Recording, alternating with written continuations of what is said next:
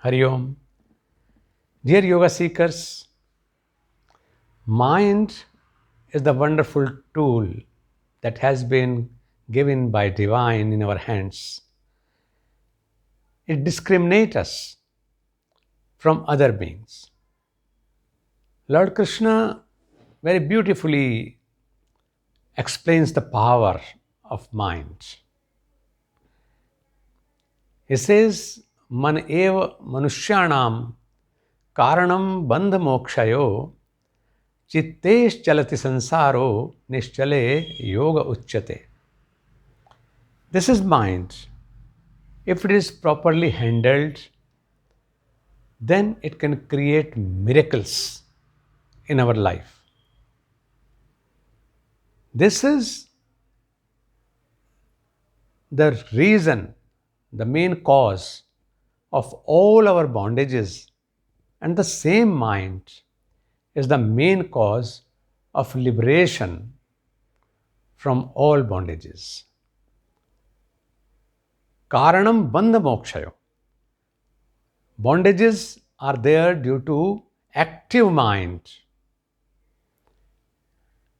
Because when mind is involved in sensory objects, sensory subjects, then there is the existence of world, existence of worldly life, and worldly life filled with sorrows and sufferings, with awards and punishments, with ups and downs, with honors and insults. We are continuously involved in all this. But when mana is nischala, it is a mana. No mind position is attained. That it is there, but we have mastered it up to that level that we can reduce it up to zero. And that state is called nischale. Nischale. There's no movement in mind. Because when there is a vikara in our mind, then the creation starts. Creation of sorrows and sufferings start. Same way as there's a pond and we throw a stone into it, small stone even. So it creates an activity there. The silence is disturbed. But when we sit in silence, we are blessed with patience. We become not the creator but the spectator. That time, the silence, true silence, calmness is attained. And that calmness gives us the capacity to penetrate deep, to look into deeper self. And the deeper self is divine self.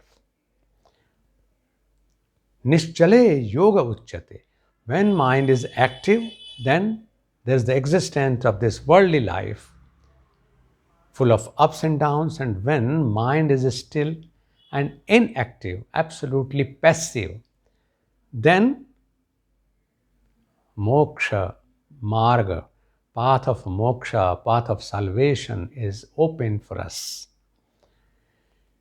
When a yoga seeker is in continuous practice of yogic way of living, I'm not saying about simply asana, pranayama or bandha mudras, but yoga at the level of everyday life through its ethics of yama, niyama, and even later after pranayama, the pratyahara, dharana, and dhyan, samadhi.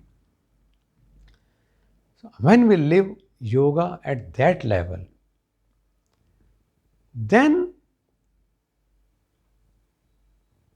a certain stage is acquired and we go automatically deep into meditation, because mind is the best tool that is mastered by us. When a seeker masters the mind, Atmajaya is there. then you may feel that entire strength is gained. And it is compared with a jinn, because jinn is a very powerful being, and a seeker has closed it in a lamp. A seeker gets that jinn, that lamp, through his regular practice. And when he looks at it and see what is this, he unknowingly opens its cover. Then the jinn comes out and he says, "Order me. What can I do for you? How can I serve you?" This jinn of mind is too strong that it can travel up to any distance within no time. It can do everything for you within no time. It is so fast, so quick, so competent, and it is too tough to control it. Then it says, "I can do everything for you." That jinn is mind. It says, "I can do everything for you, but the condition is one, that you have to keep me busy. Ask whatever you desire. I can give you here only. But my boss, you are my boss. Just keep me busy. Otherwise, I'll destroy you. I'll ruin you." The problem is there before a seeker. He asks him to do certain tough task, but within fraction of seconds he completes the task. Then he says, "It is over. Now give me another task." Another task is also given. It is also completed within fraction of seconds. And it goes on like this, but there's no more work left. Then the seeker is in trouble. He knows that this powerful jinn of mind is in my command, but if I don't keep it busy, then it will certainly ruin me. Then his Viveka asks him, "Oh, jinn, do one thing. You see this pole? You do this thing, that just move on up and down on this pole." He starts doing it. And when that mind is busy in this up and down journey of that pole, then the sadhak is at peace to relax. Same way,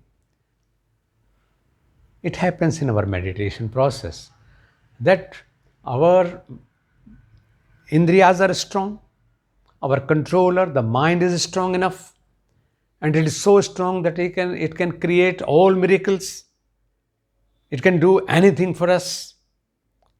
But then we have not to be involved with it. We have to realize its strength, and it is to be given a duty that just go on moving from bottom to top and top to bottom.